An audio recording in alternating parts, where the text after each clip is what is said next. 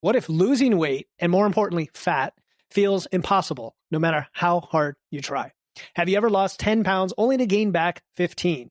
Do you dread stepping on the scale because it never seems to budge? If you can't figure out why the formula works for others but not you, this episode breaks down the real reasons you haven't been seeing results. Join me and my special co-host, Scott Friedman of the Power of Progress podcast as we lift the curtain on common weight loss mistakes and provide actionable solutions. You'll walk away ready to troubleshoot plateaus, optimize body composition, and create a plan that finally helps you shed fat for good. Welcome to the Wits and Weights podcast. I'm your host, Philip Pape, and this twice-a-week podcast is dedicated to helping you achieve physical self-mastery by getting stronger, optimizing your nutrition, and upgrading your body composition. We'll uncover science-backed strategies for movement, metabolism, muscle, and mindset with a skeptical eye on the fitness industry so you can look and feel your absolute best. Let's dive right in. Wits and Weights community. And the Power of Progress team. Welcome to a very special co-hosted episode, co-created episode of the show. I'm Philip Pape of the Wits and Weights podcast for skeptics of the fitness industry who want to live longer by getting stronger with strength training and sustainable nutrition. And I'm Scott Friedman, the host of the Power of Progress podcast, where fitness meets mindset. And for those of you who have trouble getting started and finally want to have long-term results. Awesome. And this episode is being dropped into both feeds. This is a first ever co-created, co-hosted show where we are teaming up to bring you double the value. And today we're tackling the frustrating questions of why some people struggle to lose weight while others seem to shed pounds effortlessly. You'll learn about the hidden obstacles that sabotage even the most disciplined dieters, from inaccurate tracking to the weekend indulgences that erase weeks worth of progress. You'll come away with a clear solution to manage hunger, maintain muscle, stimulate fat, troubleshoot plateaus based on the latest science on nutrition, metabolism, and physiology. You'll also learn a framework for translating motivation into lasting results. We're going to peel back the confusion on how fast you should lose weight. Where does training and movement come into it? And the power of your mindset so you can finally make progress.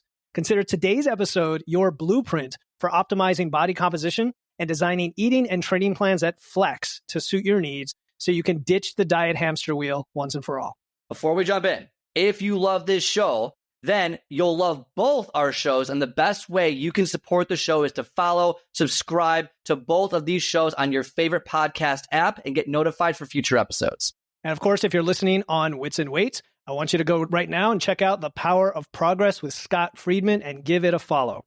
And if you're listening to The Power of Progress, follow Wits and Weights with Philip Pape on the podcast app of your choice. All right, man. So now that we've gotten through that very awkward scripted intro, probably mostly because of me.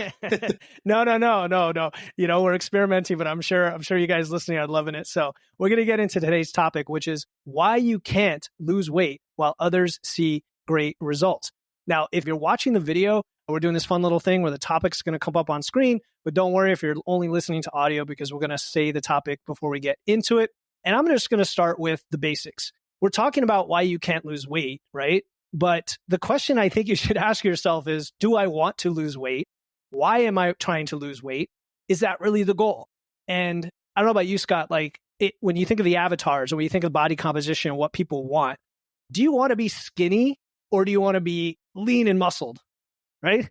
Lean and muscled, right? I feel like that's everyone's goal when they say they want to lose weight. I feel like they're saying they want to have lean muscle versus just kind of having this skinny build. That's my opinion on it, at least. Exactly, right? And I think, especially for a lot of women who come into me as a client, I'm sure you see the same thing. It's more of a reframing to say, okay, why does the number on the scale matter? Maybe it doesn't matter so much as the performance, the fitness, how you look, how you feel. And so I always like to make that distinction of fat loss versus weight loss, right?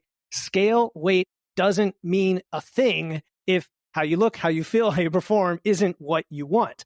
And, you know, I have personal experience with this right now because I just started a fat loss phase.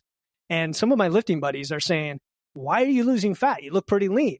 And I'm 190, the heaviest I've ever been, quote unquote, lean.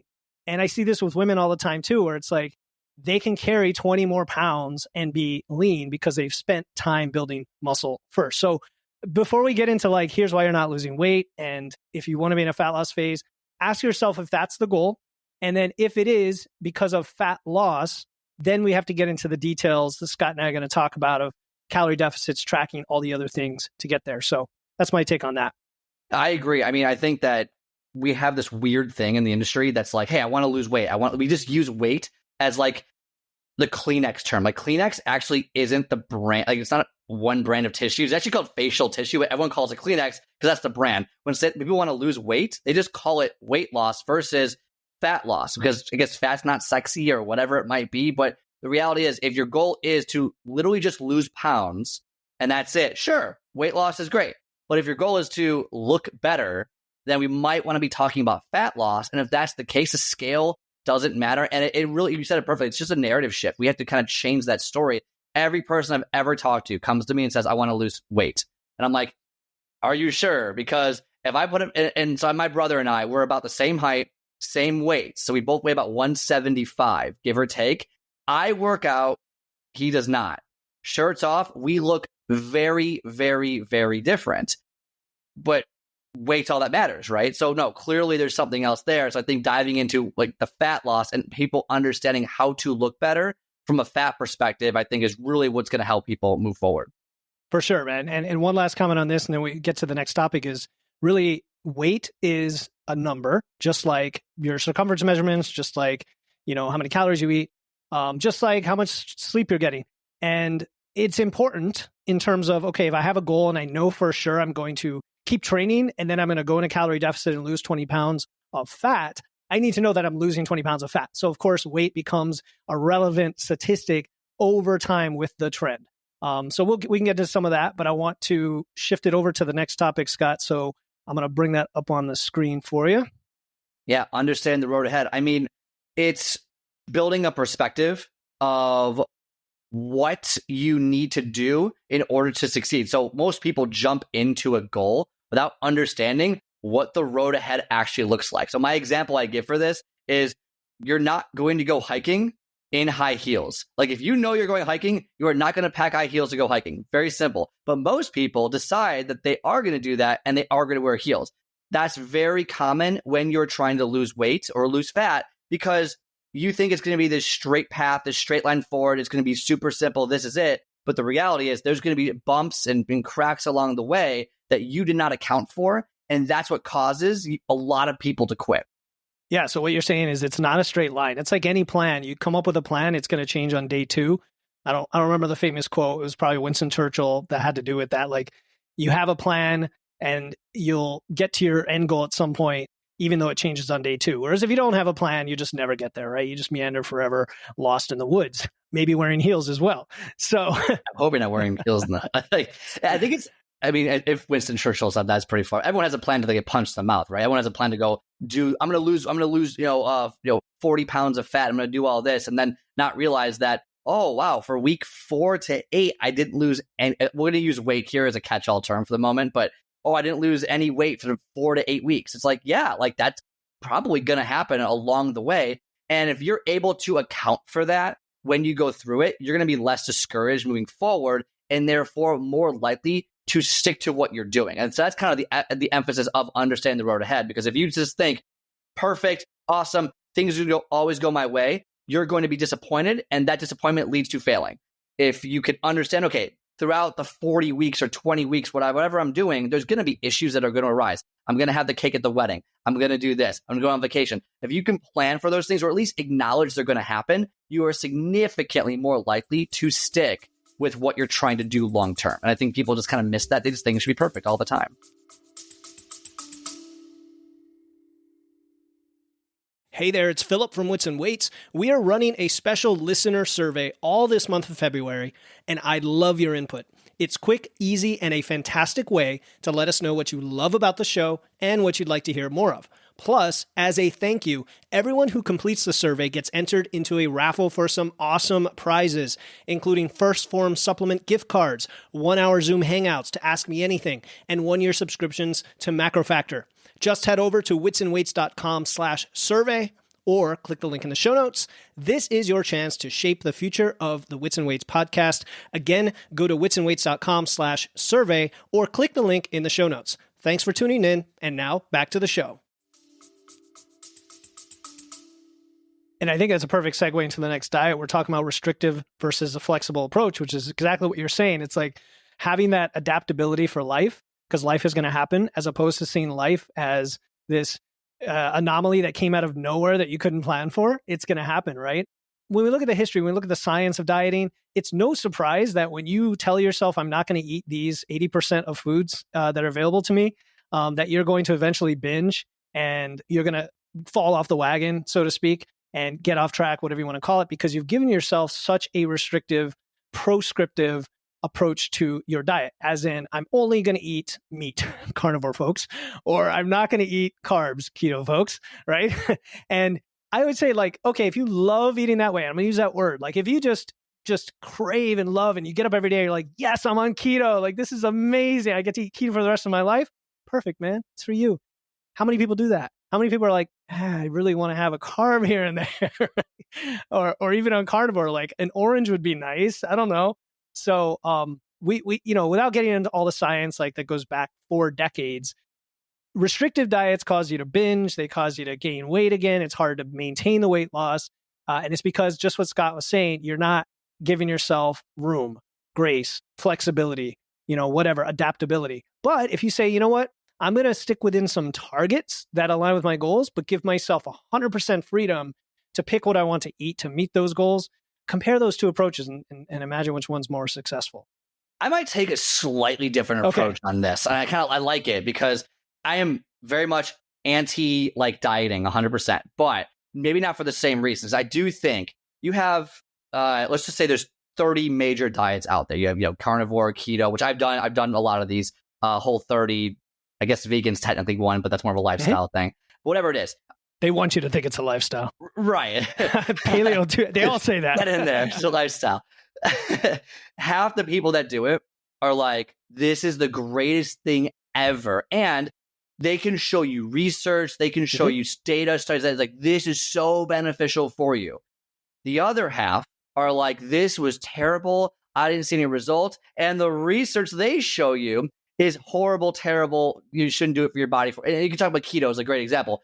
There's evidence to support keto, evidence against keto. What's true? It's probably somewhere in the middle. So my take on that is, first, when you're doing a diet, if you're not trying to learn how to do it on your own and you're consistently being restrictive all the time and don't really learn why you're doing it or what you're doing, then I think it's a giant waste of time because it's not sustainable long term.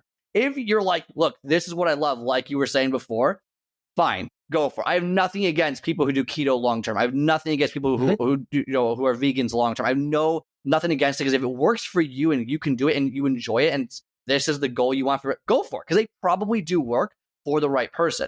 But the reality is most of these diets are meant to be kind of a medium to get you to the result you want and then you stop. And that's the issue, is that the stopping point. So if you get to the stop, so the issue with keto, right? The biggest issue with keto, in my opinion, is people will do it. They lose. I did keto. I lost 25 pounds in 2 months. And I didn't gain it back because I knew exactly how to do the re-eating, the re-feeding period. Most people finish their goal. Yay me, I did it. And then they go, wow, that cake looks delicious. Those donuts are great. They get back in old habits. And without that strict protocol, they gain all the weight back. Because they didn't learn it. They don't know that they did the goal. They didn't learn anything. And now they're not eating as restrictive. And therefore, they're not seeing the results anymore. So that's where I take a little bit of a different approach of it's more of if you can go into it, number one, knowing this is what you're going to be doing, or you can learn how to almost undo it. When you're not, keep the results when you're done, then I'm kind of look, go for it. But overall, for the average person, for me specifically, I don't flexible dieting. I like to eat what I want to eat when I want to eat it for the most part. Obviously, you have to hit your macros, and we'll probably get into that a little bit later. But that's my takeaway of the eating. Now, do you have to enjoy it? I'm not sure I enjoy what I'm eating now, but I also have a lot of restrictions because I have a really bad stomach. So, I'm almost like I kind of eat to survive most of the time. So I'm not really sure I'm the best example of it, but that's kind of my slightly different take on restrictive dieting. Yeah, no, I hear you. Sometimes when I get in a conversation with a client and I'm like, I make a suggestion and they're like, remember, I can't eat this. And I'm like, that's right. I should have looked at my notes on that. You can't eat turkey every single day for a year. It's a weirdo. Yeah, no, I mean, we're pretty aligned, and however we communicate this may resonate with different people, but I was talking to Bill Campbell earlier today, as I mentioned, and he talked about the keto diet and muscle building. And again, it comes down to your specific goal.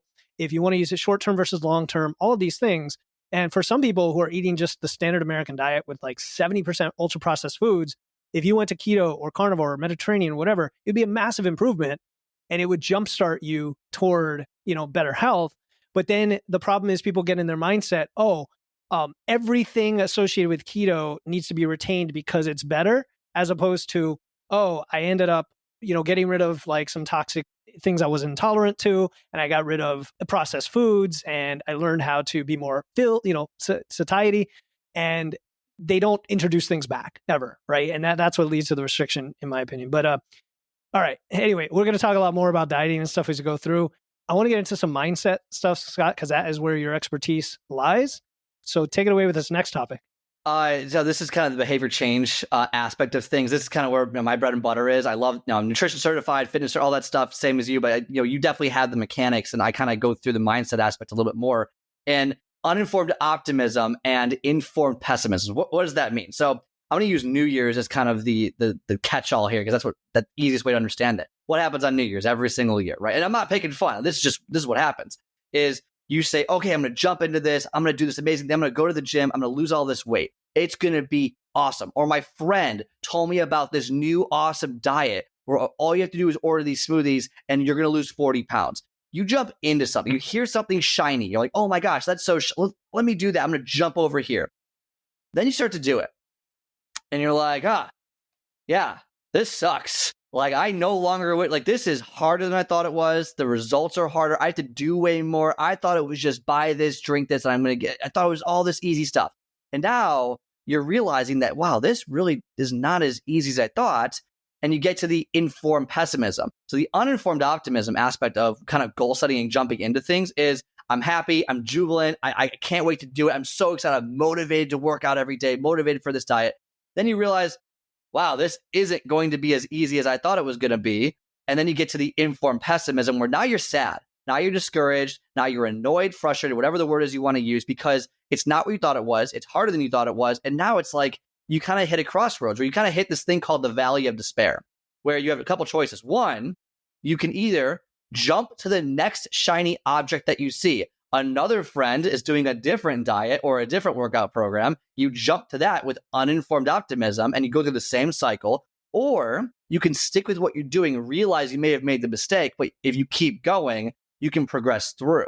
And people kind of hit that point. And so it kind of looks like I think it was a reverse parabola, I think is the word I want to use.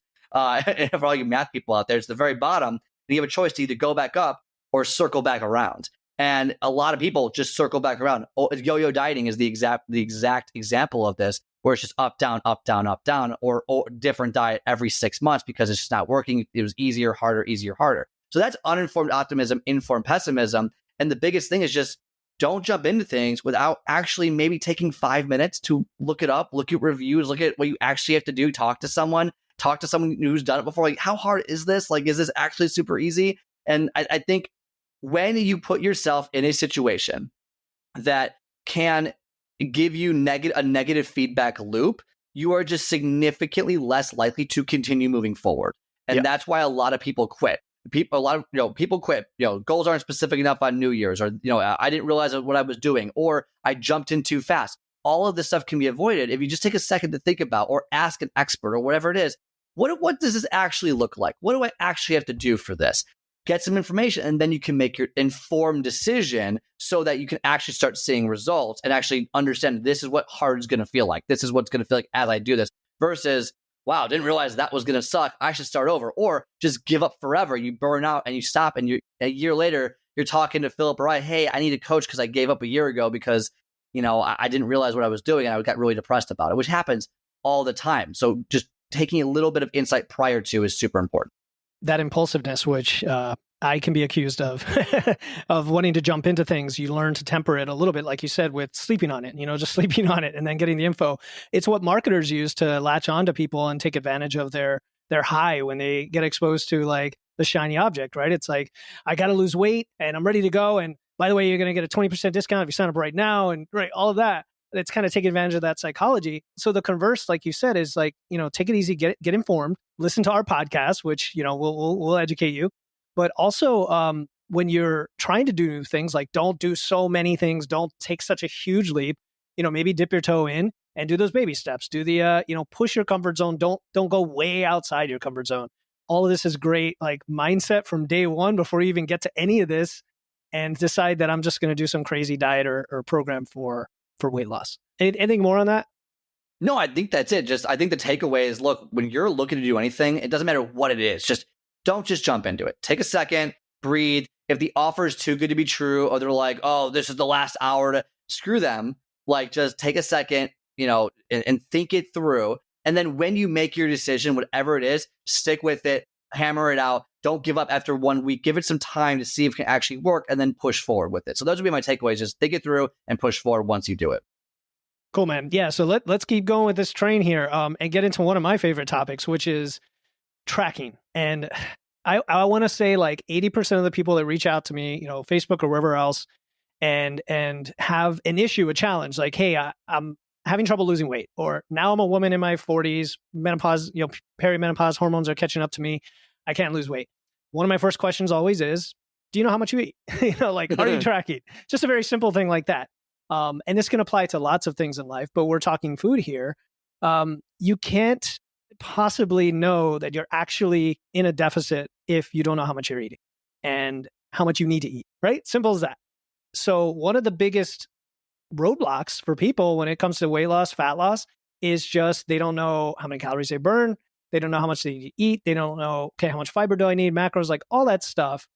On top of that, it's a mystery what their life looks like in a given week, meaning they graze from their kids' plates. They eat the candy from the bowl in the office. They drink, 3 glasses of beer, not just 1 or 2, right? Or it's a big, heavy imperial stout that I love, and it's like 400 calories, not 200 calories. But it's only one glass. It's only one glass. It's a glass of beer. You're right. They're all the same. Glass of beer. A glass of beer. Right? So you have all these hidden calories, and then the weekends. So the classic, like Monday through Friday, I'm quote unquote good. And then, I eat a little bit more on the weekend. No, you're eating a lot more on the weekend, most likely. I could go to the Mexican restaurant in town with my wife, and like even having eaten a big lunch and not be too hungry, and I'll easily come out 1,500 calories from my dinner, from the chips and all the, the cheese, right? So people talk about intuitive eating, and I like to always push back and say, look, until you've developed the skill of knowing you, how much you eat, what you like to eat, your habits, your meal timing, all of that, irrespective of dieting and gaining, just awareness, just knowledge. Until you have that, you can't be intuitive in anything. Like, what is intuitive? I'm just going to eat till I'm full. I mean, you might disagree. I don't know. We can get into like intuitive eating versus the skill of intuitive eating that you develop after tracking.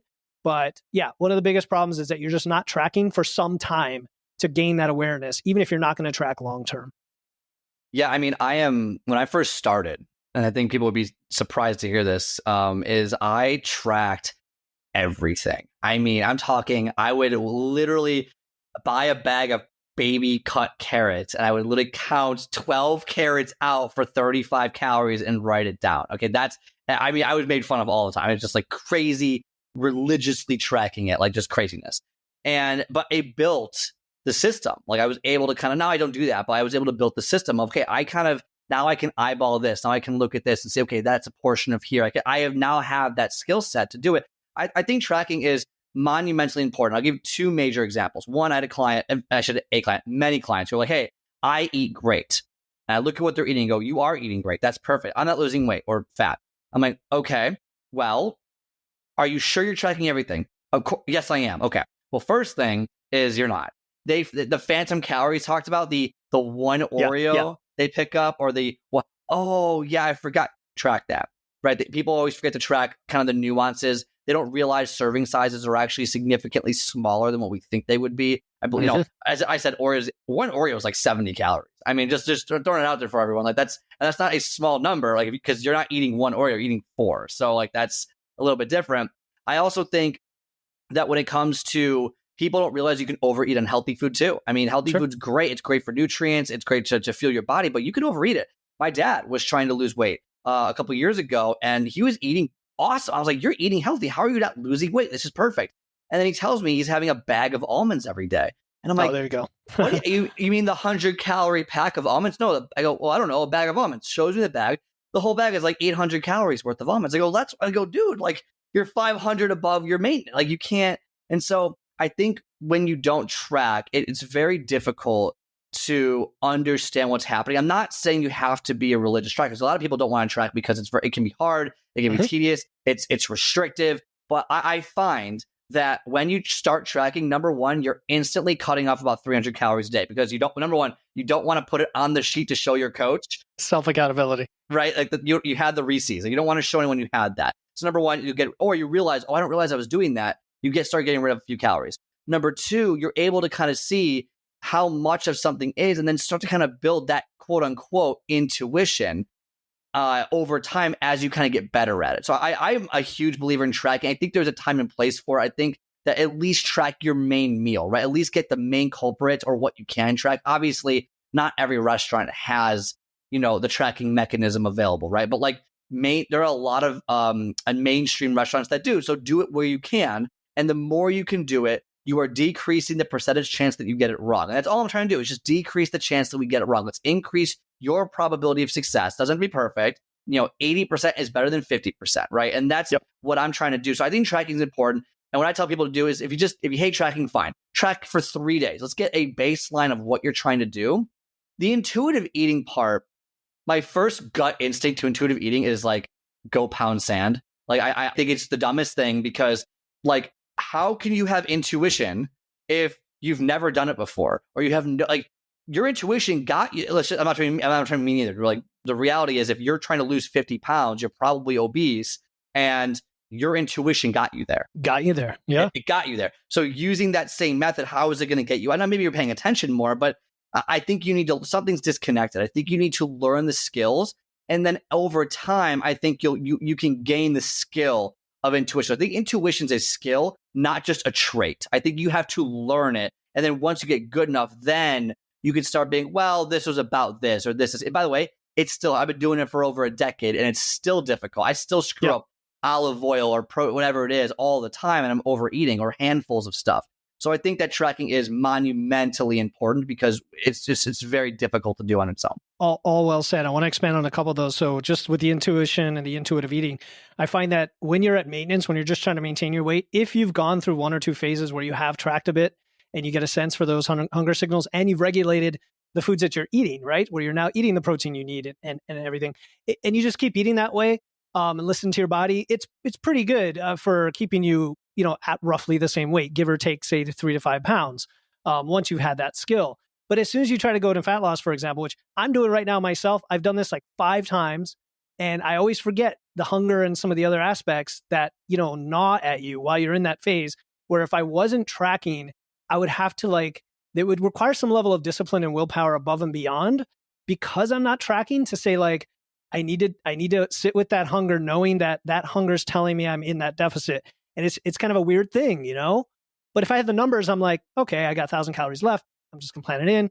I'm going to sit with my hunger and work around it next day. Right. And actually, people take the hunger as a bad thing. That's a great point. I mean, think about that. Like, if you have that hunger pain, we'll call it, from one day of not eating all the way, as we do in the US. But if you have 500 calories left, you know that you can eat more. And if you're not tracking, almost mentally, like, oh my God, what do I do? Do I eat? Do I not eat? I'm trying to lose weight. Am I over? Just take half of that discipline out of the equation. And the discipline goes, look, if I'm out of calories, I know I'm out of calories today. And now my body's just fighting me. This is normal. And it takes a little bit of that stress off. That's a great point. Yeah. And even when you are tracking, it also gives you a calibration against the hunger, so that if you're trying to improve the hunger signals, like if you're trying to, you can never outgame hunger, but there's like tricks, that we all try to do. If you can do that and say, okay, now I know I'm in a deficit and I've mitigated hunger as much as possible, it's a great place to be. It gives you that confidence. As far as like the minutia of the friction of tracking, which comes up all the time, like, oh, that sounds tedious. Like, I like to come in from it from 2 perspectives. On one side, at least when I have a new client, it's, let's not worry about all the different specific food selections right now. Let's just get more protein and fiber in there in general, right? In every meal, because that additive approach is going to start displacing other things and crowding out the other foods. And you're going to start feeling better and fuller anyway. At the same time, while you're tracking, I don't want you to get neurotic about it. Like, I want you to just if you feel tedious about it, reach out to me because I will probably give you a hack that's going to make it less tedious, such as when someone says like, well, there's 20 ingredients in my salad. Like, how about just track the one ingredient that gives you the calories in that salad? Or, like type in house salad and look it up and just ballpark it. Trust me, if you're within 30%, that's actually good enough. Even the evidence has supported this, like plus or minus 30% of what you think it is versus not tracking at all is actually good enough to get you to your goals. Just so people don't stress out about it, there are ways around that friction. What's the most important thing to track of all? So calories, protein, carbs, fat, or sugar, fiber. What would be like your like number? If they're fighting you, what's the one thing you'll at least track this? Oh yeah, it's between protein and calories. It depends because like you can kind of know you're getting enough protein without tracking it, but it's a lot harder to know you're getting enough calories without tracking it. You know what I mean? Yeah. I switch it based on the client, depends based on need. Like what is their specific goal? And if they're like, if it's weight loss, I might do protein because if they're not losing weight, then we know we're just eating too many calories versus protein. I want to reserve as much muscle as I possibly can. So sometimes I'll switch it up, but yeah, it's a tough one, right? Track the one thing, it can be tough. And for people listening to your podcast and hearing me, all my clients track and we track a lot. So like if that doesn't appeal to you, you're not going to work with me. It's a binary thing. So like I don't do portions, I don't do, intuitive, I don't do just this or just that. We track everything, but trust me, I use tools that are very, very frictionless to make it as easy as possible. And to me, like if you get those quick wins and you're using that low friction process, that works together. But if you're using tools that are a little bit more frustrating or you're not taking a 80-20 approach, that's where you can like shoot yourself in the foot no matter what you're doing. What's like a tool? Like, what do you mean by a tool? Like an online like calculator, or like what do you mean? No, I mean, so my clients use MacroFactor by Stronger by Science. It's a food logging app. Got it. A specific app. Yeah, gotcha. Makes sense. I wanted to give a little bit of a takeaway, or we can kind of split up a little bit, but like the top 5 things that do like hidden calories. What were your take? What are your top 5 foods or whatever it is that have like hidden issues that people don't even realize? It's like, oh my God, this has so many calories in it. And if you either eliminate or do half of what you're doing, you actually just could see instant results. Yeah. You want me to go through all 5 that I've got? Yeah, go for it. Okay. So yeah, what I came up with is first high calorie drinks. Super easy to change, right? You can go from Coke to Diet Coke, go from alcohol to lighter alcohol or non-alcoholic beer, which I'm huge into right now is non-alcoholic beer. It's fun, it's tasty, and a lot less calories. And then the fancy coffees everyone gets at Starbucks. Like, come on, like, oh my God. It's literally a dessert. I mean, you don't need all that. You're drinking 1,000 calories for coffee. It's not in coffee. It's just pump that sugar in there. Call it what it is. So it's a milk smoothie or whatever. It's just like it's not even real coffee. It is, and I think some people have like there's a little bit of a blind spot that there are options, and so sometimes it is just information like, hey, you love hot chocolate. Did you know hot chocolate is like cocoa and some sort of milk base that you can take like almond milk, cocoa, and some stevia and have like almost no calorie hot chocolate? It tastes pretty good. Like, hacks like that. So that's the first one. Second one is sauces and dressings. And that's a catch-all for like hidden stuff that's in restaurant food. But even when you make a sandwich and you slather some mayonnaise on there, man, if you weigh that on a food scale, you'll see like a very thin like scrape of mayonnaise will give you like 100 calories. So, just watch out. Like mustard's great too, and it's almost no calories. So that's number 2. Yeah. If you're in anywhere in Chicago, I think they're starting to open up more across the country, but Portillo's has like this house dressing that they have. Mm-hmm. Tiny freaking tube, this big, 250 calories. And they give you 2 to 3 of them to put on your salad. So your salad's like 600 calories and you add 1,500 calories. And you don't even realize it tastes so good. So yeah, I agree 100%. Sauces, dressings, just be careful because you'd be shocked at how little you need to get the serving size. And most of the serving sizes are pretty hefty. I mean, they're not small. No, they're not. It's mostly because of the fat, right? Which is very calorie dense. When I met my wife, she eats salads dry, like she doesn't use any dressing, which was shocking to me because I love blue cheese dressing and, oil and vinegar.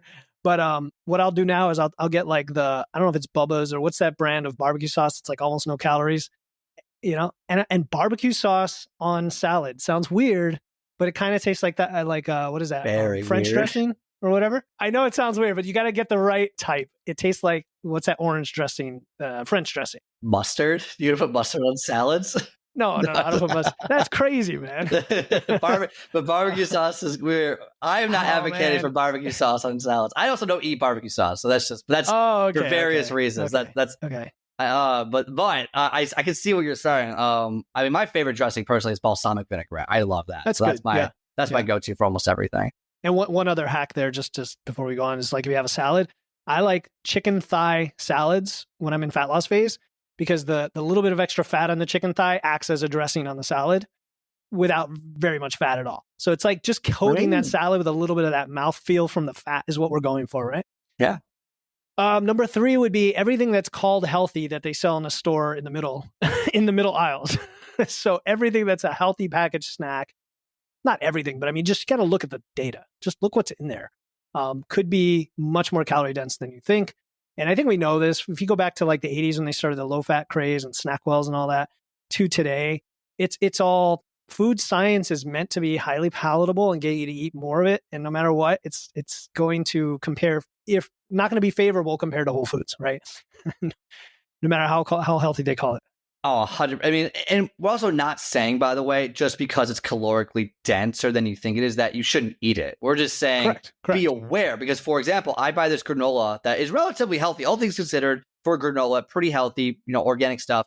And like, that's a serving. Like, it's so small. And I will find myself eating from the bag, and I'll have like 6 servings without even trying. And each serving is 150 calories. And it's dense. You just have to be aware of it because food companies are not your friends.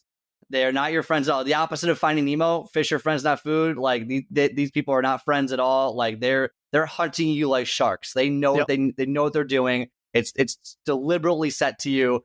So yeah, anything that's labeled healthy or even low calorie is, I still think, probably a trap. Is my take on it.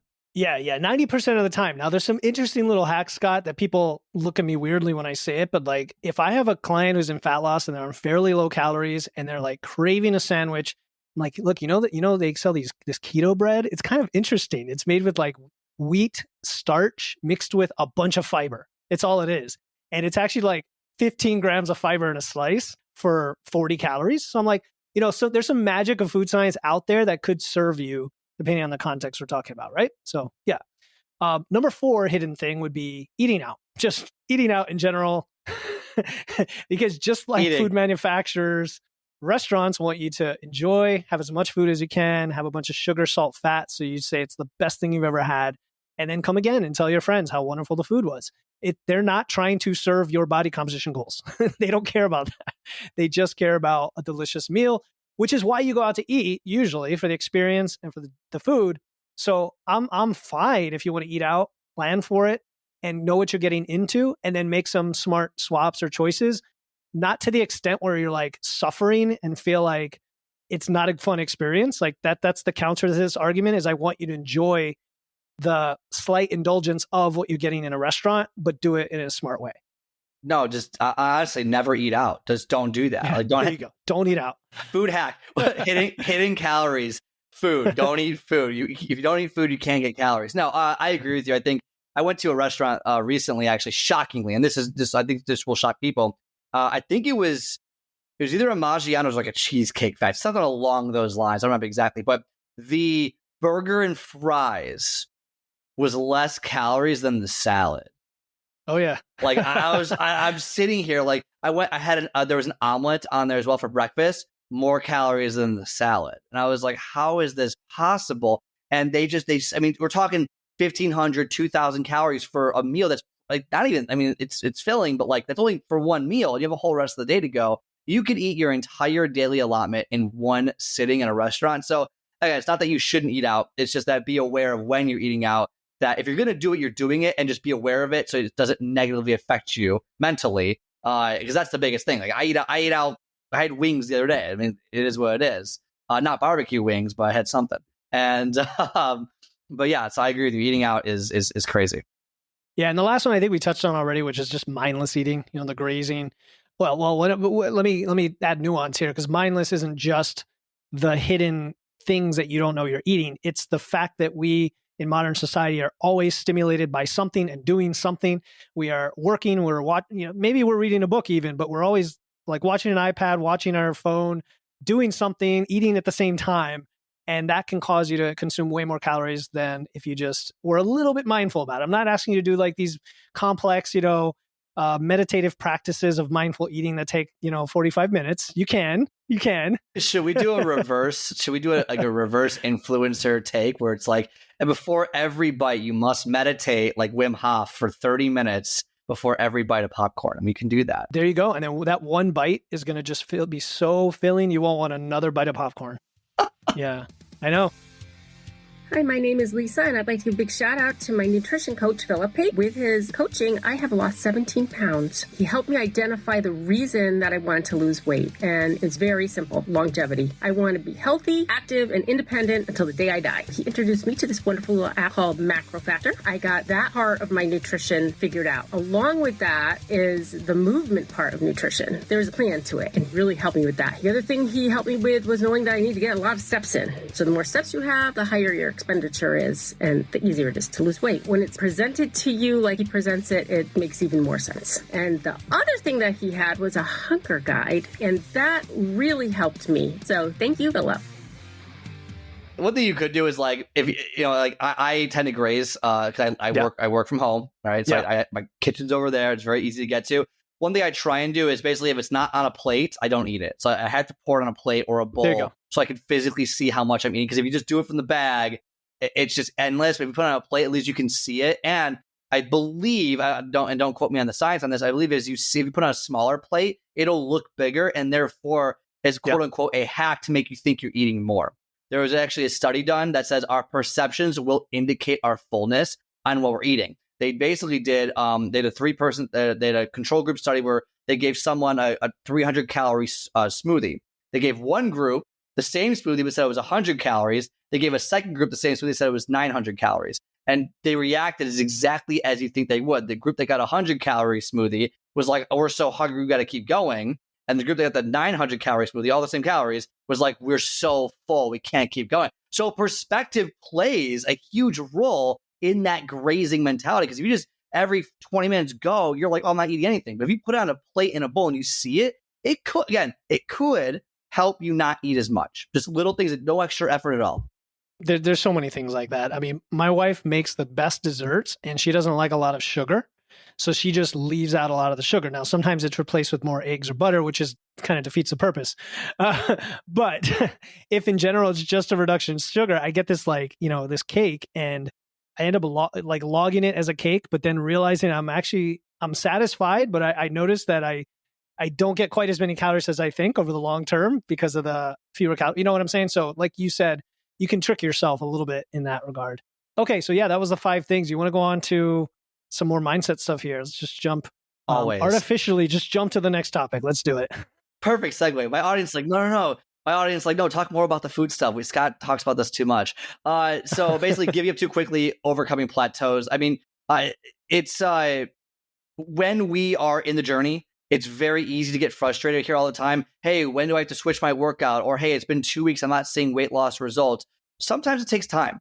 And I think knowing that, again, like we talked, it kind of builds on each other. Knowing that when you go into it and you can prepare for it, it helps you set proper expectations. If you're 3 weeks in and quit because you don't see a change in the mirror or on the terrible scale right away, it goes into you're trying to win at something when the reality is there is this concept out there that I call the infinite versus finite paradox of health. And what it is basically, take a board game, for example, Monopoly. There is a clear winner and loser at Monopoly. Chess, there is a clear winner and loser at chess. Those are finite games. There is a determined ending, determined rule set, and there's a winner. It just ends. When it comes to your health, it ends when it ends, okay? Morbidly, like it's not great. It ends when it ends, but it doesn't end until that point. It's an ongoing cycle forever, right, until the last day. And so the issue is we're playing a chess game, but there's no end to it. And the issue is we think there's this end to it. So when people, oh my God, I lost 40 pounds and then stop what they're doing, right? They're like, oh, and then they gain the 40 pounds back because they stop what they're doing. So the same concept applies. Oh my gosh, I had a bad 3 weeks. Okay, so what? You have another 8,000 weeks to go. We have so much more time to go.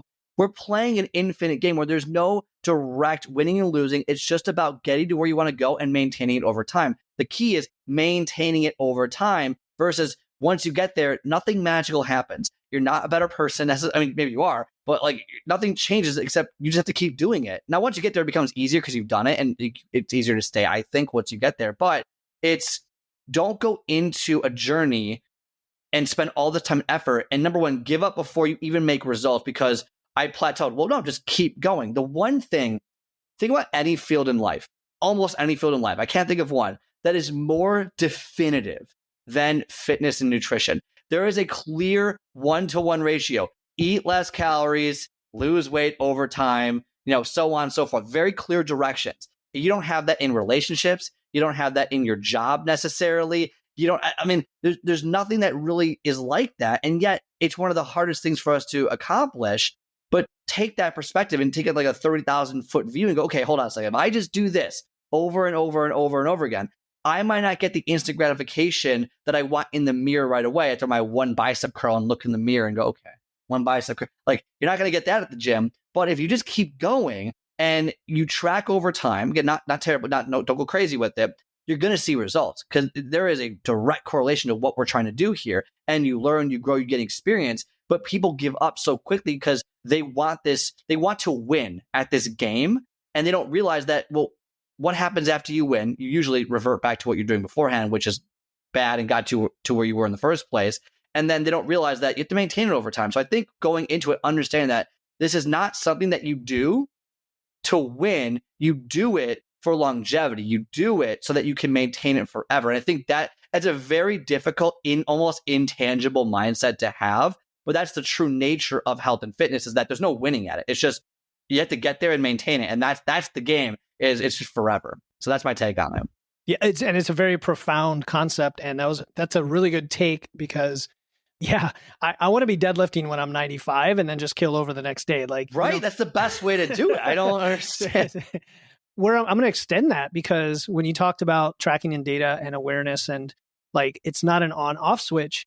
One way that I think we can make it more tangible, right? I'm sure you would agree, is the process itself. Like, where can we set ourselves up to get wins daily? I mean, daily, multiple times a day. That's objective, so that we know there's going to be something in 3 weeks or 3 months or 6 months, knowing that it works. Now, a lot of people don't have the confidence that what they're doing is going to work because they've tried this, that, and the other for the last 30 years, and none of those have worked. Why should we trust Scott? Why should we trust Philip? And that's a big barrier to overcome, right?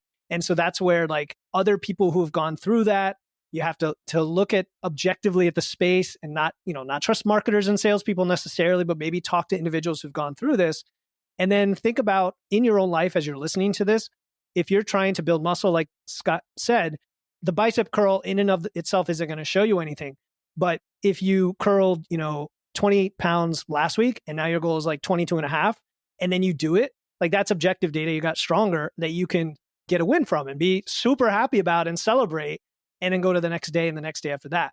So if you can apply that to all the different areas of fitness, not in one day, not right now, like instantly, just pick one thing and then build on it. That, in my opinion, is a way to not give up too quickly because you are seeing progress even on a daily basis. I think the hard part is doing that. I think the hard part is because people look in the mirror and go, I haven't changed. I worked out 3 days last week. I haven't changed. It's how do we get them from the, like, stop worrying about the physical and worry about what we can actually track right now. And we will track the physical, but it just takes time. I mean, I told my client once, and I got in trouble for this, so I don't recommend it, but this is me, right? In a nutshell.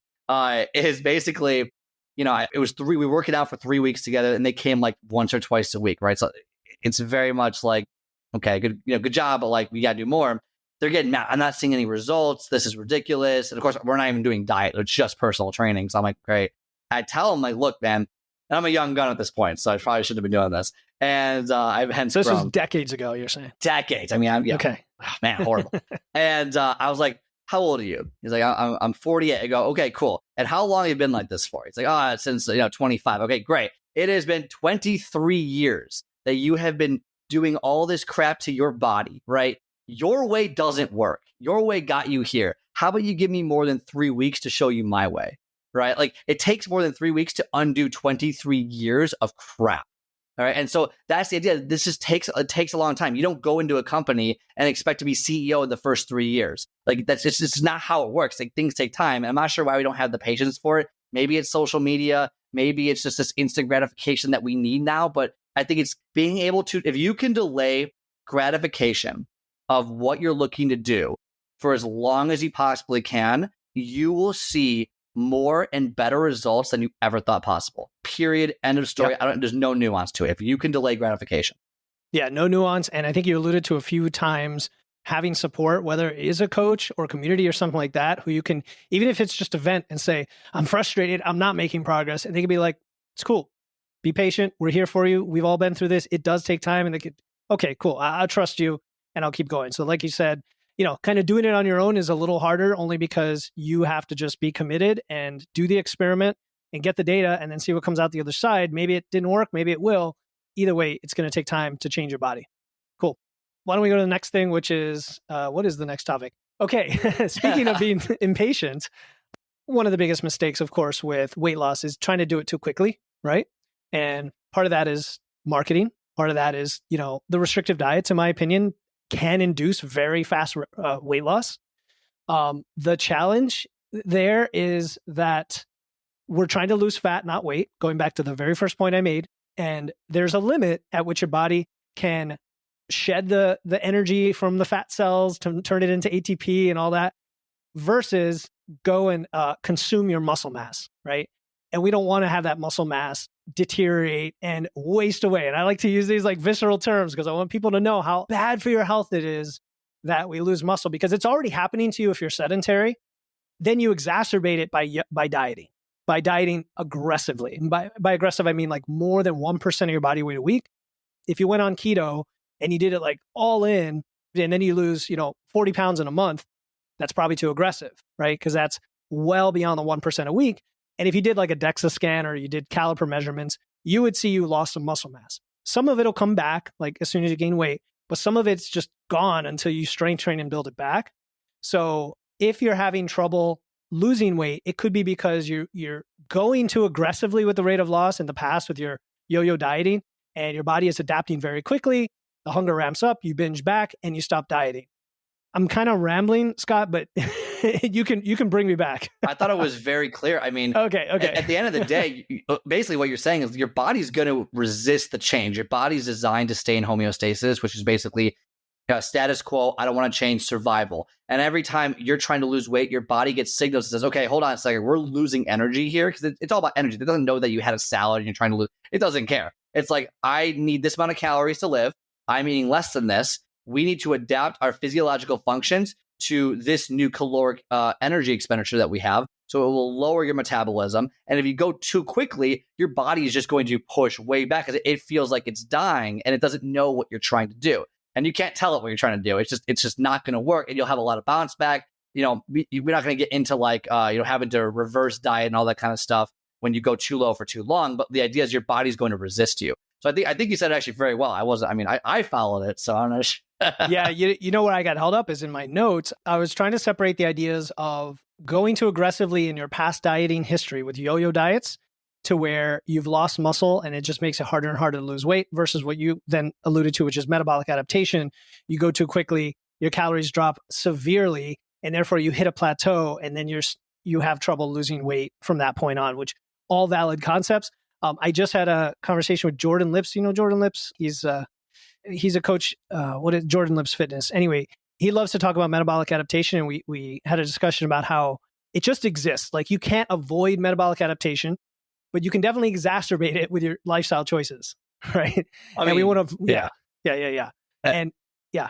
So you can't, it's not like you can game it by, reverse dieting or recovery dieting. All of a sudden now you burn more calories than you would otherwise for the same weight and deficit. You're still going to adapt to that same exact level for you.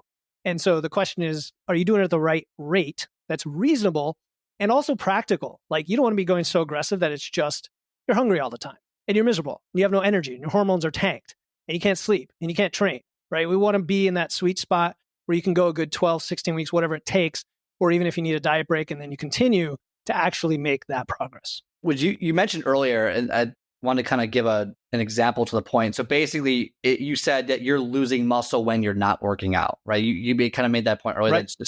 As you get older, it's starting to fade. So basically, you need to maintain your muscle over time. So to me, that sounds like is not working out is deflation for your muscle as inflation is for our money. It's not usually too noticeable, excluding the last 3 years, but it's usually like 3% a year. Similar concept of muscle over the course of the years. If you don't do anything and you just kind of stay where you're at, you're going to lose muscle. It might take you a while to figure it out, but you're going to lose a lot. And then by the time you're 60, 70 years old, like it's like, holy crap, I got nothing left. And then it's very hard to build it back up. And so doing it now is actually a very like important thing. I just want to kind of make that kind of mental image for people. Yeah, I could. Yeah, let me add to that, because we lose like 1% of our muscle mass a year from like the age of 30. I mean, it's insane. And I talk to people like, guys want to build all this muscle. Even if you're not enhanced, you're not on drugs, we want to build all this muscle. And I usually tell people like the most muscle you can build in a lifetime is around 40 pounds for most average males. That's a lot of muscle, but still we think, oh, that's it. However, I want you to add that muscle to the muscle you're not losing when you compare it to somebody else. So now think of the math. Those people are going negative. They're going below zero, right? And they're just losing muscle. And now they're 70, let's say 60 years old. And now you have like 60 pounds more muscle than them because of what they've lost versus what you've gained. And I want people to think about how profound that is. That's it. Great point. Love it. Great point. Done. Okay. Segue. All right. What do we got next, man? All right. I definitely stole this from Alex Hormozy when he was talking about this. He wasn't talking about fitness per se, but I love the concept of just look, when you go into this, most people don't think this is easy. Most people know that the fitness journey, getting healthy, it's going to be hard. And then they get surprised when they're frustrated. Days go wrong. They're annoyed. They're sad. They're hormonal. Whatever it might be, and they want to give up. Take a step back and realize you knew this was going to be hard. This is what hard feels like. This is it. When you have your hunger pains, when you want to have that slice of cake, when your friends are pushing you to do something and you can't do it because you have this goal, that's what hard feels like. And so next time you're having those struggles, understand you signed up for this. You knew this was not going to be a cakewalk. I mean, you thought it was going to be a cakewalk, then probably got to change the perspective there. But we knew this wasn't going to be easy. So going into it saying, hey, look, like if you're feeling like this is bad or this is terrible, this is hard to do, great. That's what it feels like. And it's also a sign that you're on the right path. It's also a sign that you're doing the right things, because if it was easy, then you're probably not doing enough. For example, just from a weightlifting example, if you're doing 10 reps on any exercise and you get done, like, easy, done, great. You probably didn't do it right, because if your goal is 10 reps, that 10th rep should be very, very difficult to complete.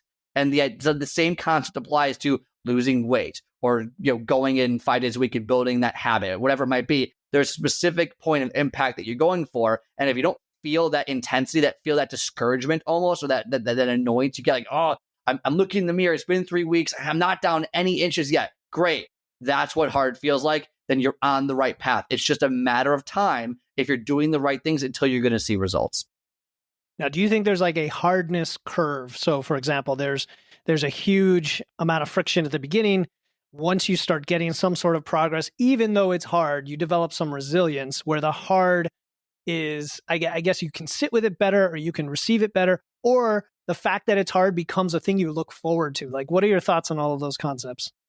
Ooh, gosh, I have two thoughts on it, because I don't think I have an answer, because I think it's both. I think that one, as you get better, I'm not sure it gets easier, but like with the knowledge and experience and even strength that you've gained through it, that you're just more confident. And that confidence of it is just like, okay, I know it's going to be hard, no big deal. It's not like, for me, like for example, like I'm trying to lift 100-pound dumbbells. It ain't any easier than when it was getting to 70-pound dumbbells. It's still just as hard. My confidence is what's changed. I think it's more of a confidence question than a hardness question. I don't think it ever necessarily gets easier. I think your perspective of what you're doing gets easier, because you have now the experience, you have the social proof that you can do it. And I think that leads to sticking with the program longer and getting those results, even though, quote unquote, it could be easier or harder. Because I would argue that it's harder to lift 315 pounds on bench than 225 in almost every category, regardless of where you're at. just because it's just physically heavier, just because you could do 225 now, whatever. Like, even though you're stronger, I still think it's just as hard to get to that point, if not harder, but I just have more confidence. Right. I know that's a very niche example because not everyone's doing that, but like, I don't think losing weight gets easier. Inherently, I think that you just become better at it. That's my general take on it. No, that's a great way to put it. And one nuance on that is, so you mentioned lifting weights, right? Like curls, we probably all, as guys, don't mind going and doing our curls, right? But you take something like a Bulgarian split squat, which is like on the top 5 hated exercises or something. So hard. And it's like, what is it about those things? And, is there any way to make them comparably hard to the things that are less hard? But what I mean is, like, if you really love bench pressing, but you really dislike this other thing, can we reframe it in a way where we can almost like this as much as bench press in the context of knowing it's hard? You know what I'm saying? Yeah, I don't know. I don't think I've ever done that. I mean, I think I just do it and I hate it and I know I'm going to hate it and I push and you through. Say you hate it, yeah. And I say I hate it. And I think maybe that gives me the strength to get past it because I like benching and I hate Bulgarian split squats. I mean, in the example. So is there a way to reframe it? Yes, I 100% think there is a way to reframe it. I'm not sure I have the best answer to do so. Someone probably smarter or more experienced than me probably has some sort of guru reframing method of, but I think also the person's personality takes into effect. I mean, if you talk to a Brad Ritter, who is the School of Grit, I'm not sure if you know him, but he did this amazing challenge. He's all about challenging almost like a David Goggins kind of deal, where they have that mentality of that they love to torture their body. I don't necessarily have that. So I'm not sure I can reframe, or I don't think they reframe it. I think they just do it. They just do it. Right? And I don't think that's necessarily healthy for most people. I'm not sure it's healthy either. So I think there's ways to reframe. I hesitate to give any specifics on how to do that, but I bet you if you have that personality, you could. My personality is like, I have to do this. I'll see results. I'm going to feel good afterwards. I just kind of have to talk myself up, but it's about the discipline of just doing it in my mind. So maybe the principle is for those listening, like, think about a way that you could make it easier for yourself from a reframing perspective. It's something individual to you. Like for me, it might be, okay, I'm surrounding it with all these other movements that I do love. I'm going to do this one thing because I know it's going to smash my quads, and that's what I'm working on right now. And then I'm going to measure my thighs every week and it's going to get bigger, like somehow to make it a little bit more palatable. But I could be doing this other movement that's more fun. Okay. So speaking of things that are, hard, it's the hunger during fat loss, right? When we talk about having trouble losing weight, I think you talked about it already. Hunger exists. It's going to happen. It's a sign that your fat cells are releasing energy. I actually just did an episode all about the science behind it, very nerdy, very mechanical, about the mechanisms in the body of how like fatty acids get turned to ATP. The cool thing about it, Scott, is I didn't know this. 84% of the energy release is carbon dioxide. Like the weight that you lose, right? You probably didn't know that. And 16% is water. So I had forgotten that because people are always like, well, where does it actually go? Does it come out in your urine or what? Anyway, hunger happens, right? So the question is, can we do anything about it? A lot of it is perception, right? Because a lot of hunger is emotional or habitual or psychological in some way. Like if you go from a building phase to a fat loss phase, you were eating 6 times, now you eat 3. Those other 3 gaps in the day, your brain's telling you, where's my food, right? And that's not real hunger necessarily. There's also the way you set up your diet. I'm a huge fan of answering 3 questions when you set up your diet. 1, does it fill me up? 2, do I enjoy it? And 3, can I eat guilt-free? Like those are pretty solid questions to ask yourself that if you violate them, there could be improvements. So when it comes to hunger, things like fiber and protein are the classics of if you have the protein in there, which should be fairly high during fat loss, probably around half your calories, depending on what, calorie level you're at. If you have fiber, which can be hard to get if you're not paying attention to it, right? And if you have enough nutrient-dense filling foods, you're going to do everything you can to mitigate hunger. I do like other hacks like, hydration or vegetable soups. I like eating harder foods that you have to digest. Like, don't throw the fruit in a smoothie in fat loss. Like, eat the fruit, eat the fruit. It'll take time. You chew it, the saliva, hormones in your gut and your brain will tell you that you're actually getting fuller than if you process the food in a blender. So that's just to get the discussion started. What else do you want to add to that? And I mean, that's actually a really, I was going to ask you that question because I don't actually know the answer. I'm like, does eating, like, for example, I have a smoothie that's probably 400 calories deep. and I can have I don't feel full from it, but there's plenty of protein in it. Versus I can have, I'll just say ground turkey with quinoa and veggies, right? Whatever I have, which is 350 calories or something like that. And I will be significantly more full from that. All things close to equal, maybe more protein over here, but like, less calories, maybe because I'm chewing it, or maybe it's a different source of protein. That could be it. But I guess, yeah, is there something to chewing your food versus putting in a smoothie for hunger retention or not hunger retention? Yeah, I think it's multiple factors. I think there's hormones that get secreted, but there's also the time factor. Like you're taking time to eat it, and so it's getting into your stomach and sitting there and starting to trigger those hormones, leptin and ghrelin. But even like semaglutide, everybody knows that from the anti-obesity drugs. That's like I believe that's like a stomach-centered hormone, just like serotonin is in the gut, and there's a link between gut health and like how you feel good and sleep and everything. Between all of those, it's pretty fascinating. But the more you could eat whole foods, take time eating your foods, chew them, it's going to help a little bit with hunger. Now, these are hacks. I always like to say they're hacks because at the end of the day, you're in a deficit and you're going to be hungry to some extent. So it's like identifying and documenting how that's occurring, because something simple like tightening the feeding window or shifting carbs or shifting, your workout or whatever could be just the ticket to, making the hunger just a little bit less. And the whole point of making it less is just so that you stick with it long enough to get to your goal. Conversely, if hunger is just too much and you've done everything, you're probably in too big of a deficit unless willpower is going to get you to the end, which is hard for most people. Like bodybuilders do that, but most of us are not bodybuilders. So yeah, what do you think? I think you said two things that I specifically do. So people are going to call me crazy, but I do two things. Number one, to help hunger management. So I intermittent fast. I go from right around 14 to 16 hours. If I'm trying to gain weight, I'll probably shoot it down to 14 to 12 hours. If I'm trying to lose weight or maintain weight, I'm at the 15 to 16 mark usually. Sometimes I go more, but that's the average. So I have eating windows. It helps me. I stop eating at, we'll just say 7:30 every single night. And now before is fine, whenever, 30 minutes before. But what it does, it blocks it for me. I don't care how hungry I am. I know I ate for the day. I'm done eating. And I don't start again until roughly 10 o'clock the next day or so, give or take, or whatever the actual math is on that. But what I do is I actually work out at the end of my fast. So from like 7:30 to 9:30, I'm at the gym, not for the full 2 hours, but I do sauna. So I'm going to calm down. It's not a 2 hour workout. I'm not saying 2 hours. Got to do saunas. And I work out during that. So I work out fasted.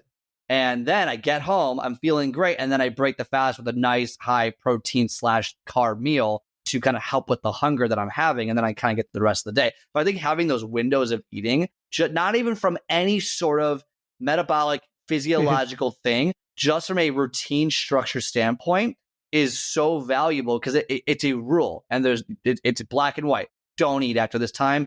Don't eat before this time. Again, you're on vacation.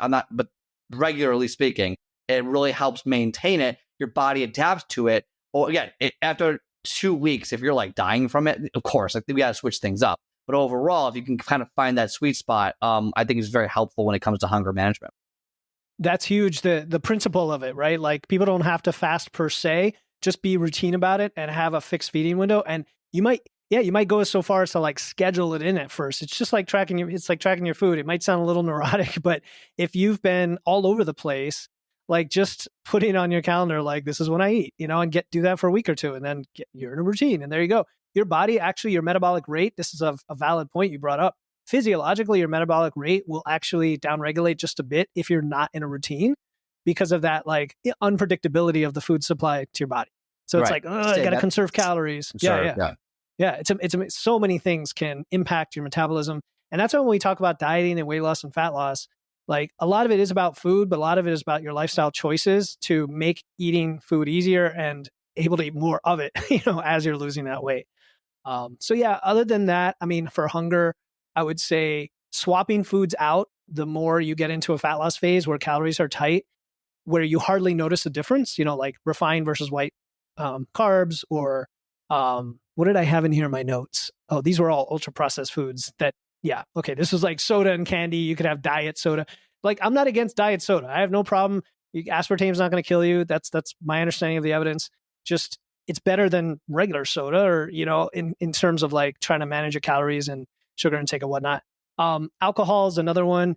Again, if you don't want to cut it out completely, be smart about it. Drink light beer. Drink fewer times a week. Do non-alcoholic, which is not alcohol, but it tastes like it. So, yeah, that's it. We can go on about hunger. We can go to the next topic. This one will be quick. The next one will be quick. All right.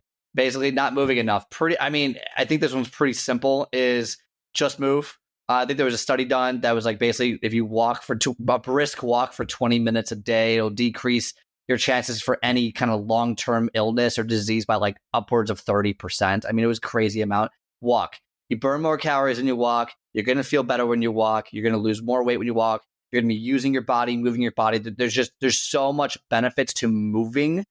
Even if it's not, again, I'm recommending resistance training, but even if it's not that, just moving itself is so valuable on a regular basis, and it's going to help your mood, which, for example, if you ever try to make a decision while you're sitting on the couch, don't. I always tell people, especially if that decision is not aligned with your goals. So if you're like, oh, I'm so hungry, I'm going to go, I have this popcorn right here. Before you eat it, stand up, walk around for 10 seconds, and then ask yourself the same question. I would argue that your answer is going to change a little bit. Because when you're not moving, everything just kind of it's like stagnant air. It just kind of sits there. But when you're moving, things are working. You have more oxygen into your head. Like there's a lot of things that happen in that. And so I think moving is so significant from a multifaceted approach that just gotta move. Just try and move for 20 minutes every single day. Do something. As if you're starting from nothing, that is the best piece of advice because just you got to get going. And that it's just shown to help you in so many different areas, not just weight loss, but in every area. Yeah, there's not much more to add to that. I mean, walking helps with your mental health. Like you said, it helps with your, just getting calories to your brain. Your brain consumes 20% of the energy of your body. And it's very bioenergetic. A lot of people that I know are lifters and they just lift, but then they won't move. And they're actually independent things like lifting weights for acutely stressed sessions and then not moving at all. There's still a lot of health consequences to that. You've got to move. So agree. There's not much more to add to that. We can go on to training. All right. So training, one of my fun topics here is, of course, when you're in a fat loss phase, because again, we're talking about losing weight and we don't want to lose weight. We want to lose fat. Like we want to lose body mass, but we want that body mass to be fat. And the only way that's going to happen is if you have sufficient muscle building stimulus. You have to tell your body that you are at least attempting to build muscle in the attempt to at least preserve the muscle, maintain the muscle. The cool thing is that it takes a lot less volume, like training volume, to maintain muscle than it does to build muscle. So when you go in a fat loss phase, the wrong approach is to say, I need to burn fat and burn calories, therefore I'm going to do more. Like I'm going to do more reps and I'm going to do more volume. It's actually the opposite. Like you could do almost less as long as you keep the load pretty intense, train close to failure. Like Scott mentioned earlier, like you've got to feel like it's hard, and it might even feel harder because you're in fat loss. And that's a very efficient way to work out. Like 3-4 days a week, whatever your program says, you might even cut the number of movements and just go heavy. And then now you have all this recovery time to take advantage of the fewer resources you have, but you're still going to hold on to that muscle, which is what we're trying to do. Actually, I'm curious to hear the answer on this one. So let's say in a normal muscle building phase and you're trying to build specifically muscle, we believe that the best ratio of sets per week at whatever the intensity is about 10 to 20, depending on the person and their training level. If you're in a fat loss phase, what would you say the sets per week for a muscle would be in order to at least be, what's that range?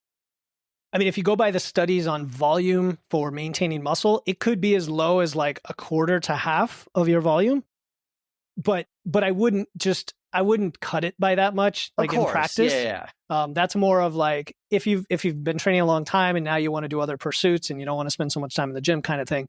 But when you're training, I would just say do what you're already doing and gauge the biofeedback, in those first few weeks. How you feel? But the most important thing, honestly, is going to be the stimulus to fatigue, but also the results with your lifts. Meaning, if your lifts are pretty much maintaining more or less, you're probably fine, right? You're going to lose strength, but you're probably not going to lose much muscle if you're doing it that way.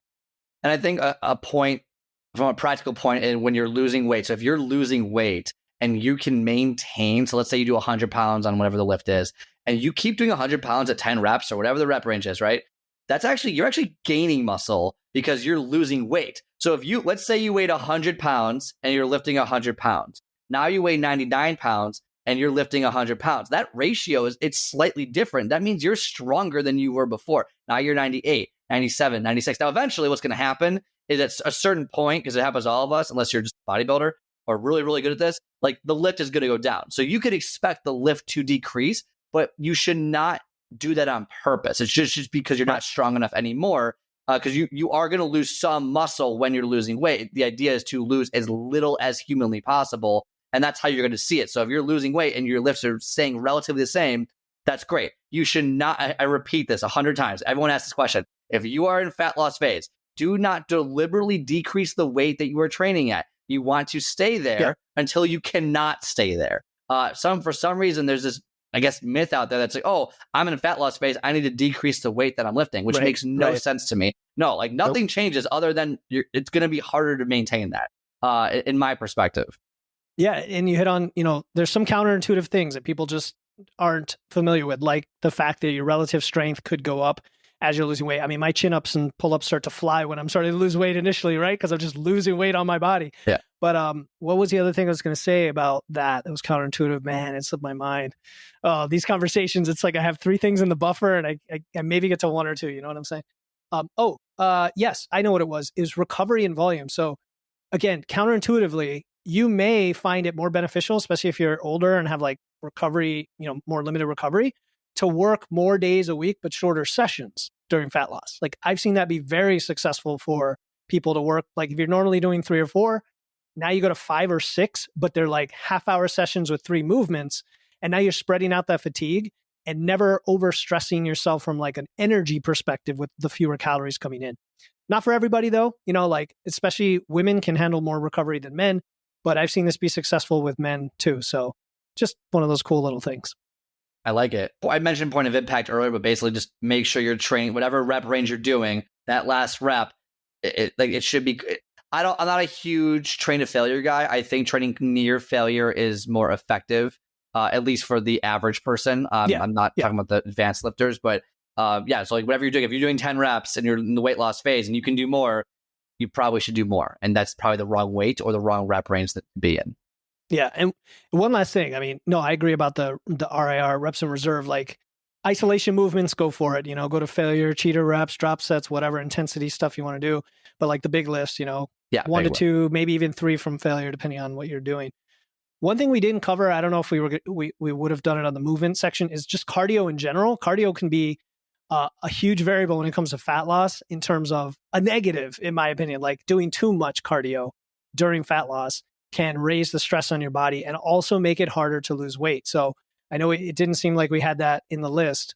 Very important, ladies especially, who love to do the spin class, the boot camps, the F45, all this stuff. Fat loss is the last point. Fat loss is the last phase where you want to actually think exercise equals calorie burn. No, don't do that. Please don't think exercise equals calorie burn. Walking and movement and being active, that can contribute to that. But if you are running a lot and now you're affecting your joints and you're tearing up muscles a bit more and you're impeding recovery, now your body says, well, I need to recover from that. So I'm not going to have as much to recover from lifting, for example, and I'm not going to have enough to keep your metabolic rate where it needs to be. So now all of a sudden you start burning fewer and fewer calories.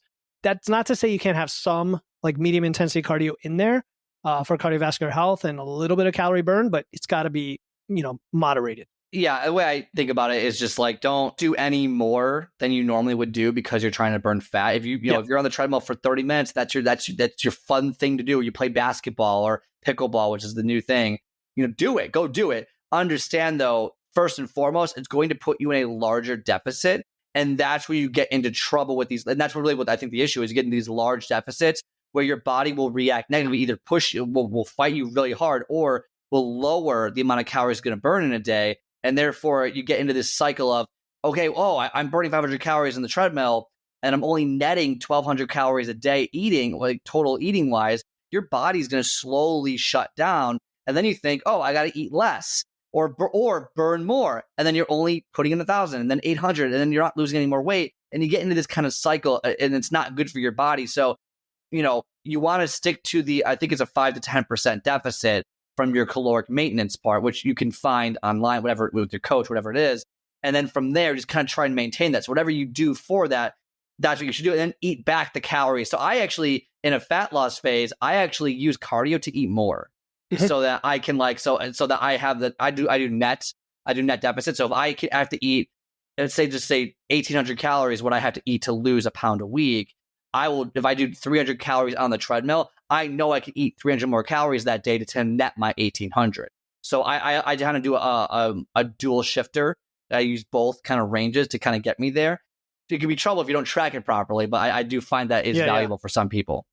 That's interesting. Because I wouldn't use it on a day-to-day basis necessarily like that, but I could see weekly. Incorporate, weekly, where now you've seen how your expenditure, if it's actually gone up and you can increase your calories, and then you kind of take advantage. But, if you're in tune with this stuff, that's the point. If you're in tune, you're watching your numbers and your weight's going where you want it to go, then great. You're doing everything you want to do. So let's go to the last thing, because they're all kind of related to stress on the body overall, causing a change in your metabolic rate. What's the issue here with sleep and stress? Well, one of the biggest things is that you could be doing everything right, and if you're not sleeping enough, your body, there's a lot of intangible things in your body we don't see. They're invisible to us that are currently operating on every single day, and a lot of things will happen if you don't sleep well. So, if you don't sleep enough, right, increases irritability, will increase hunger. You might store more fat because of it. It reduces expenditure. There's so many things that are going to happen if you're not sleeping properly. So the idea is I think if you do too much high intensity cardio, I believe there's a stress threshold that we have where if you do too much stress in the body in one day, it's very difficult to sleep as well. There's another thing. If you're just hammering it, you might find that you're having trouble sleeping, which then in turn will make it harder to lose weight because other aspects of not having enough sleep are negative. So a lot of things there when it comes to not sleeping enough. So having that kind of self-awareness when you're doing this is pretty important, because if you're not sleeping well and you're not sleeping well, trying to identify, okay, what am I doing that's causing this lack of sleep is important. Is it coming from doing too much, or is it coming from more of an habitual routine basis? And what I mean by that is, what are you doing before you're going to sleep? Are you, watching TV? Are you eating? Are you drinking? What's the activity before bed? What are you doing? And then if you can identify what's happening, can we reduce or take away something to see if that helps you sleep? So for example, I got the Oura Ring, not a paid advertisement, so do it at your own will. Do it at your risk it if you want. All nutrition coaches have one, right? Right. I love it. It's interesting. I think I give it a B on the scale, sure. 85 out of 100. I think that's where I would scale it right now from the information. But I use it because it tracks my sleep. And some nights, hey man, your resting heart rate was super high last night. Try doing X, Y, and Z instead. So what are some things that get my heart rate going? Number one, if I eat too late, which again, on the weekend or something, if I don't follow my structured routine, that will happen. So I believe you might have better knowledge on this than I will. I tell people try not to eat roughly an hour and a half, 2 hours before you go to sleep, right? If you're eating 30 minutes before bed, that could cause issues. Might cause you to be up longer and not get good sleep. Are you drinking before bed? That might could cause you to wake up more times than you want. I think waking up once is probably fine during the night. I don't think that's an issue at all, but multiple times, that could cause a disruption and get you worse sleep. Are you watching TV? And if you're watching TV, that's stimulation, just the stimulation itself. So phone, TV, any sort of stimulation, any argument you have, whatever, your brain's up and going. The second thing with that is blue light. How much blue light are you pushing into your eyeballs? I have, I'm trying to look around. I got blue light glasses over here. So if I'm watching TV late or on the computer late, I put these on and it takes away the blue light. So at least I get rid of that, because I know blue light in me, that's what causes me to have trouble sleeping. So there's a lot of things that you might be doing that you don't realize that are inhibiting your ability to get good sleep, which then silently, secretly, phantomly inhibits your ability to lose weight or lose fat in the long run. And no one would ever correlate watching an hour of TV, a high intensity drama TV show that gets your heart rate going, to bad sleep, to then not losing fat, which it's kind of a loose correlation, but it is there. And so making sure that you can identify any of those stressors can be very important if you're struggling with it. Yeah, I think you covered most of the stuff. Like, I mean, I know people have heard the sleep hacks a million times on all sorts of podcasts, right? But there are always subtle things that might work for you. And there he goes, putting on the glasses. Pretty good. I have the amber ones that I wear at night, and sometimes I just fall asleep on the couch wearing those things. They work. So what Scott mentioned, right? Like, is poor sleep the root, the symptom of another cause, or is it the sleep routine itself? He brought up a bunch of things. I would just say, like, also, if you can find a way to let your mind unwind at some point, and it might not even be right before bed. It might be earlier in the day where you're just taking 20 minutes to yourself to literally not get stimulated by anything in the world, because everything is stimulating us, to get your thoughts out and process those. That could actually help a lot, like hours later when you go to sleep. That's just a little hack a lot of people don't think about because we're just on all day. Cool, man. So sleep and stress, very important as well to losing weight. We're going on an hour and a half. So this has been pretty epic, and it's been fun. And we covered, I mean, a vast majority of topics. There's probably even more we could have covered. So, people can check out our shows. I had a blast covering all this. I hope people listening will take one thing, you don't have to do all 20, just take like one thing that resonated with you and take that baby step and action forward, and, do the hard thing. Like we said, it's going to be a little bit hard, but that's where the beauty comes from the process. Anything you want to say before we sign off? No, I mean, we covered a vast array of topics. So obviously, you listen to it, you only get like 20% of what you listened to the first time. So you listen to it again, you get another 20%. So you can kind of get more of it. I think. Wait. Listen to it on both podcasts. Well, yeah, the most important thing you can do is to subscribe to both podcasts, because you're going to keep hearing this information over and over again. So this is great. You listen to this. Awesome. Share this with everyone you know. Listen to Wits and Weights. Listen to The Power of Progress. Wherever you're at, subscribe. There's YouTube. There's Apple Podcasts. There's Spotify. Because the more you listen to it, the more you're going to gain the knowledge, gain the experience, gain the confidence, and you're going to start seeing results long term. And it's literally completely free to do all of that. So that's the most important thing you can do today, is subscribe to both shows, because you're going to get the most information. And that's the best ROI of today's episode. There you go. I don't think I can add to that. I mean, I was going to say, go follow Power of Progress, go follow Wits and Weights, wherever you're listening to this, in your favorite app. Give us a follow. That'll really help us a lot. Don't just download it. Give it a follow, share, and we'll be there in your ears for, our beautiful resonant voices to carry you along your fitness journey for months and years to come, right? I think you have the nice voice. I have that like nasally annoying voice. No, so man, they listen to me on 3x speed to get it over with. Oh, don't get me started on listening quickly. That's another way you can de-stress, is actually don't listen too fast. It's funny because my voice is kind of torn up now. So, all right. So I just want to thank everybody for listening. I want to thank you for joining me and Scott on this very cool co-hosted, co-created experience. Today's was valuable, I hope, and we covered a lot. And I hope you take that step, whatever it is. Reach out to us as well. All that information is in the show notes. If you need any help, we'll be here to help you. And we'll talk to you next time on Wits and Weights and Power of Progress. All right. Take it easy and stay strong. Thank you for tuning in to another episode of Wits and Weights. If you found value in today's episode and know someone else who's looking to level up their wits or weights, please take a moment to share this episode with them. And make sure to hit the follow button in your podcast platform right now to catch the next episode. Until then, stay strong.